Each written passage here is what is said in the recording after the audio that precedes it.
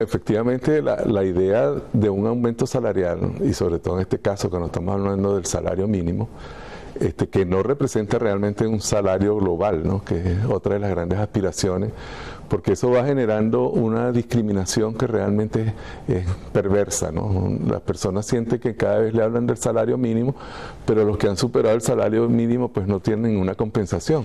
Entonces llega un momento que quizás se empata el salario mínimo con el salario del quien ha venido ejerciendo algunas actividades, y eso por supuesto el que está en esas circunstancias se siente que los demás están recibiendo aumentos mientras ellos no, y ambos tienen las mismas necesidades, porque las necesidades no se detienen para los que han sido más exitosos, ¿no? Que tendrían mejor salario, mejor remuneración.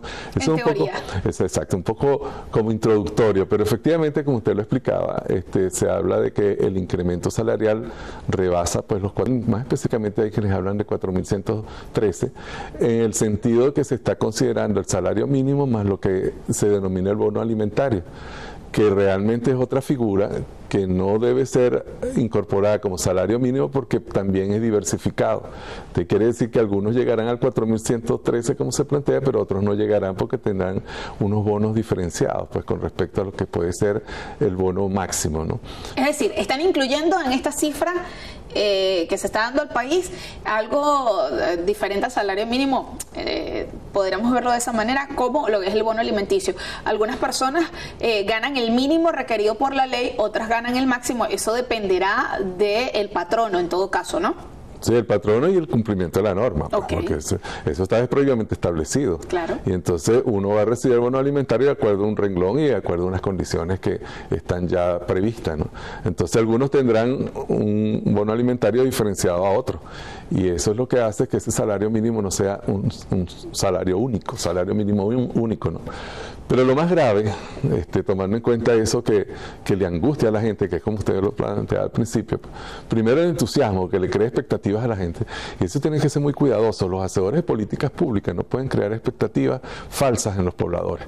Los pobladores tienen que estar muy claros en cuáles son las posibilidades que tienen cuando se les propone una norma, se les propone una regla, se les crea una política, ¿no? Incluso está echado esto como una estrategia electoral de cara a los comicios municipales. Eso es lo lamentable cuando se utiliza la economía con fines políticos. Es decir, no lo voy a decir yo, eso está plasmado pues en el pensamiento económico mundial. Incluso hubo un famoso economista que era médico y se convirtió en economista, como es François Quesnay. Yo lo refiero mucho porque él hablaba de un elemento que es muy importante, que el orden social depende del orden económico. Cuando nosotros le damos el peso político, entonces subyacentemente tenemos economía, eso trae todas estas complicaciones, ¿no? Es decir, el norte es político más que económico. Entonces, por lo tanto, la economía es como un instrumento más de la política y no se visualiza exactamente cuál es la realidad económica. Y la economía en eso es implacable. Me llamó mucho la atención el cálculo que realiza usted, señor Camacaro, en relación a este aumento llevado a cifras, más allá de un 10%, un 20%. Hoy, para la fecha, o lo que se estima para noviembre, ¿en cuánto quedaría ubicado el salario mínimo de los venezolanos, tomando en cuenta este aumento del 10% y tomando en cuenta naturalmente el aumento del 20% de mayo y el del 10% de septiembre? Exacto, con el de noviembre llegaría el salario mínimo a lo que es 2.973.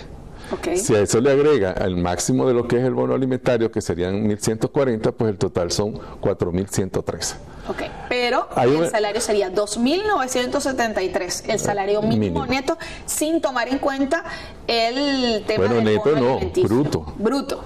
Así es, porque de ahí vienen todas las descargas que le pueden hacer a uno por algunos compromisos que ha adquirido, ¿no? Ok, ¿esto es suficiente de alguna forma para adquirir la canasta alimentaria?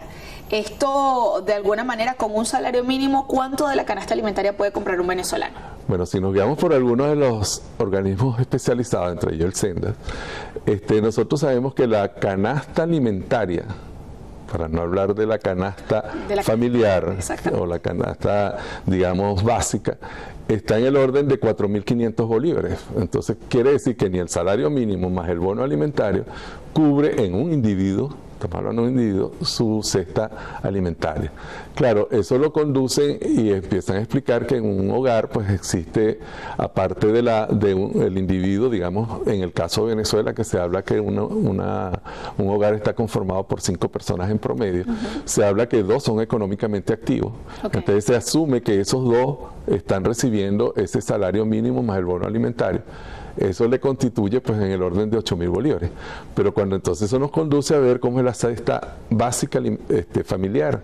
Y cuando vamos a la cesta básica familiar sabemos que no baja de los 12.000 bolívares. Que incluye pago de matrículas escolares, servicios. Incluye servicios. Que ahí nosotros sabemos cuál es la situación, que incluso cuando se mide el servicio en función de la tarifa, en este caso el servicio eléctrico, si lo comparamos en la tarifa y le agregamos entonces, así como quieren agregar ahorita, estoy haciendo puros análisis técnicos, en ningún momento estoy promoviendo pues digamos un proselitismo político, ni mucho menos, pero es un poco de aclaratoria porque como estamos manejando cifras, entonces quiero que se entienda que las cifras no están forzadas, pues estamos tomando cifras de organismos oficiales y organismos reconocidos. Entonces, cuando nosotros tomamos en cuenta ese salario que estamos recibiendo y lo correlacionamos con lo que el destino que se le puede dar, encontramos pues que no nos está cubriendo lo que nosotros aspiramos y que es precisamente la búsqueda de oportunidades, porque eso es lo que queremos en el país, ¿no? Se nos restringe y entonces hay una gran cantidad de elementos que están allí que son restrictivos para nosotros darle un uso adecuado a lo que aspiramos con nuestro salario.